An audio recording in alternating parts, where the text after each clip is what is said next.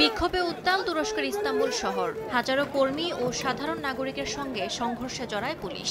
ধাওয়া পাল্টা ধাওয়ায় ব্যবহার করা হয় জলকামান, টিয়ার গ্যাস ও পিপার স্প্রে। আটক হন বেশ কয়েকজন বিক্ষোভকারী। গেল সপ্তাহে আদালত এক আদেশে ইস্তাম্বুল প্রাদেশিক প্রধানকে পদ থেকে সরানোর নির্দেশ দেয়। 2023 সালের দলীয় কংগ্রেসে অনিয়মের অভিযোগ ওঠে তার বিরুদ্ধে। রায়ের পর থেকে বিরোধী দল সিএইচপির নেতাকর্মীরা ক্ষোভে ফেটে পড়েন। সোমবার ইস্তাম্বুলে দলের সদর দফতর ঘিরে রাখে তারা। বিক্ষোভে অংশ নেন সিএইচপির কর্মী সমর্থক সহ অনেক শিক্ষার্থীও। পুলিশের ব্যারিকেড সরাতে গেলে শুরু হয় ধাওয়া পাল্টা ধাওয়া। আন্দোলনকারীদের ছত্রভঙ্গ করতে টিয়ার গ্যাস ও পিপার স্প্রে ব্যবহার করে নিরাপত্তা বাহিনী। গ্রেফতার হয় বেশ কয়েকজন বিক্ষোভকারী। শত শত পুলিশ মোতায়েন করা হয় সদর দফতরের চারপাশে। প্রস্তুত রাখা হয় জলকামানও।